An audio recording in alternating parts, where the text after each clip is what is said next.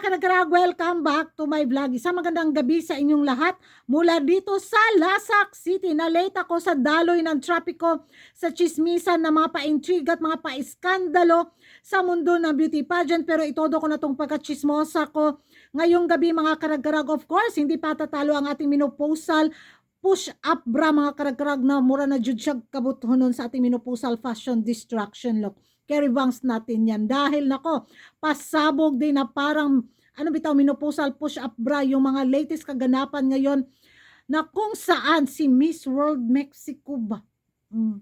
So, nabalitaan ko to dahil chinismis ito sa akin ni Kuya Andy. Ay, grabe. Sabog na bomba na revelasyon ni Miss World Mexico si Ponce ba na kung saan sa kanyang social media account nag-post nga siya ng revelasyon sa mga kurakot sa papageant sa Mexico. So kung hindi nyo pa nakita mga karag-karag, panoorin nyo kung maintindihan nyo sa kanyang social media account yung paorasyon galore niya. Kaso nga hindi nga tayo taga-takos.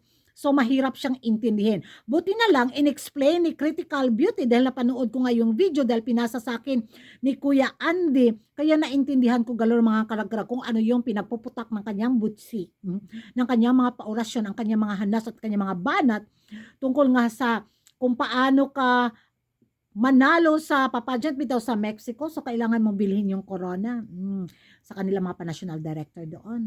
Ganun yung ano niya, revelasyon niya. Tapos, kahit manalo ka ng queen doon, so pag gusto ng kanilang national mga kanununuan, mga pinuno bitaw sa kanilang papageant doon, so hawak ka talaga nila sa liig, di ba?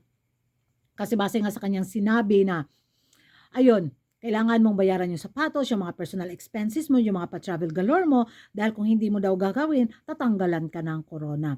So kung hindi nyo pa napanood mga karag-karag, panoorin nyo at puntahan nyo na kay Critical Beauty para andun talaga yung buong detalye. So sa kanyang revelasyon, napasabi ako, bilib ako sa kanyang tapang dahil binulgar niya, pero mas bibilib talaga ako pag nag-name drop siya sa kanyang video mga karag-karag. Kaso wala siyang binanggit na pangalan kung sinong national director na to, na yun nga sinabihan siya na kung gusto mong manalo, bilhin mo yung corona. So sana ni-name drop niya kung ganun talaga siya katapang. Pero bravo sa kanya mga karag-karag kasi siniwalat niya ba yung kurakot na kalakaran at dayaan sa Mexico.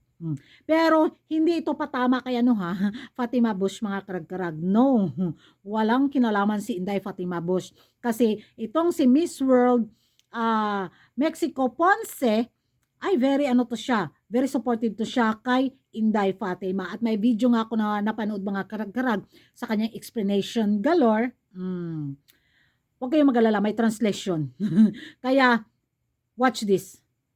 Y la gente que me está diciendo que todo esto es para hablar del Miss Universo, chicos, yo gané Miss Mundo, yo estoy en Miss Mundo, yo no tengo idea de qué es el Miss Universo, yo no tengo idea de cómo se elige, para eso solamente puedo pedir a gente como Andrea Mesa, tal vez como Sofía Aragón, yo no tengo por qué hablar del Miss Universo, y menos de Fátima, que Fátima se ganó la corona y la trae puesta, y todos los haters, ni modo, que soporten, ella está llorando detrás de su corona con sus millones y está siendo muy feliz, yo creo que ella respondió a una narrativa que tenemos en que las niñas se ven más bonitas calladas, y a mí me encantó cuando ella habló contra pues el director de allá, y lo dije en un post.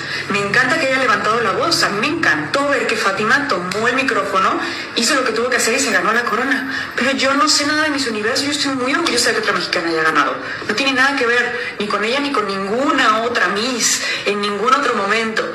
Este live... Yan ang mga karag-karag na panood na ninyo ang paorasyon bomba galore ni Miss World Mexico si Ponce ba. So gusto ko sanang maniwala sa kanyang pasabog na revelasyon. Tapos naalala ko na naman yung pagkapanalo ni Inday Fatima. Ang hirap paniwalaan, madam. Di ba? Na hindi binili ni Inday Fatima yung corona, na deserve niya talaga ang corona. Kaya pass muna ako. So sa kanila ako maniwala kung mag-name drop siya, tapos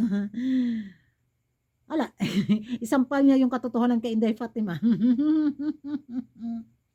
So yan lang yung magiging reaction ko mga karag-karag. Ewan ko sa inyo kung magkapareho ba tayo, naniniwala ba kayo sa parevelasyon ni Miss World Mexico na itong si Ponce tungkol nga dito sa kurakutan na nangyayari sa pageant sa Mexico, o hindi lang naman sa Mexico, kahit naman sa iba't ibang bansa, di ba? Kasi alam naman natin na sa beauty pageant may mga kalakaran talagang ganyan, pero sa kanyang pagsiwalat nga at sa pagkapanalo ni Inday Fatima, ang hirap paniwalaan na hindi binili ni Inday Fatima yung corona sa Miss Universe 2025. Ay, hindi si Inday Fatima yung binili, baka yung papa niya, o di ba? And good night mga karag-karag. Kung hindi ka pa nakapag-subscribe sa YouTube channel ko, don't forget to like and subscribe Kuragan Karag and hit the notification bell para updated kayo sa mga latest kaganapan at late na intriga sa mundo ng beauty pageant. And thank you for watching. See you in my next vlog. Bye-bye!